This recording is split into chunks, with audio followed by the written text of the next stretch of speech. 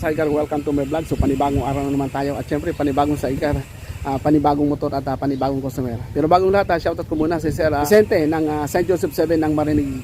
So yun, umpisa natin itong pakita. Ito ating bagong gawang sidecar. Nakabit ay isang Honda Click na 125. Okay mga ka-sidecar, isa na namang Honda Click ang ginabitan natin ng sidecar. So isa itong Honda Click na 125. So shoutout sa lahat ng mga nagpakabit sa atin ng Honda Click. So napakarami na, no? So iba-ibang kulay, iba-ibang customer at iba-ibang lugar natin, ano? So yun, shoutout sa lahat.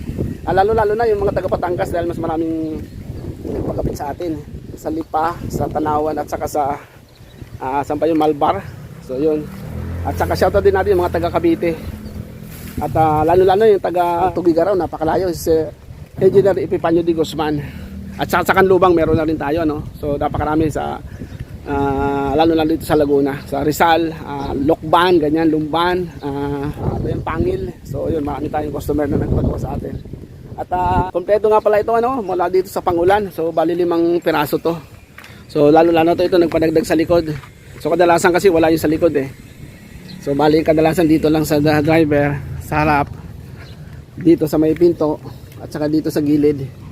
So shoutout sa mga nagtatanong sa atin, ano, na kadalasan na paano daw kung ano, mababasa daw ang customer o kaya yung mga pasahero, ano. So hindi na, dahil pati yung driver, dahil paikot ito na pinalagyan ng Pangulan. So kompleto na nga ito, no, mula sa Pangulan, ito lalo na dito sa carrier, dito sa likod. Ayun nga pala, no, may bago pala tayo dito ngayong sa vlog na to, no. So kung mapapansin nyo, yung ating puro square bar yung stopper. Ngayon tubo na, ayan, no. So request to ng customer kung pwede daw tubo, dahil nga dun sa pagka yung square bar daw parang nagba-vibrate, gumagalaw-galaw. Sabi ko sige, pwede naman po, kasi kaya lang magdadagdag lang po sila ng ng 200 dahil nga dito sa tubo ang pinagamit. Kasi yung sa kalaman ng lahat, 1,000 lang yung dagdag natin dito sa carrier na to sa likod. Dito 1,000 lang kasi ito puro square bar lang to eh.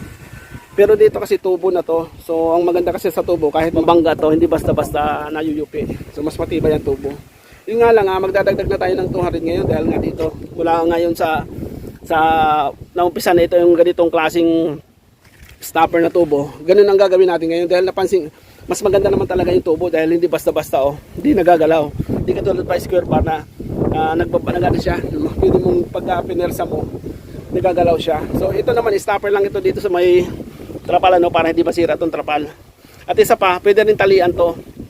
Kung may ilalagay kayo dyan ng mga bagahe na medyo malaki-laki, kahit lumagpas pa dyan, pwede po. So, kasi matibay po yung carrier na to. So yun, kasi bali yun lang naman na magdadagdag tayo dito sa carrier. Bali 1,200 na yun, dati 1,000 lang. Dahil nga dito sa tubo na dinagdag natin. Pero ito naman, wala na tayong pagbaga dito, 1,000 pa rin to. Pati yung mga pinto.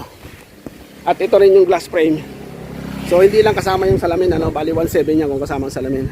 At saka ganun din tong crash guard sa gilid dito, So yun, bali tig 1,000 lang. So yun lang yung 1,200 yung sa likod, So yun, di na tayo magtatagal, at excited na yung may-ari dito na si Sir Vicente ng St. Joseph Marinig. O marami tayong customer pala sa Marinig, lalo sa St. Joseph na 7 dahil dami na nating customer na nagpagawa doon. Kaya shoutout sa lahat ng mga taga St. Joseph A7.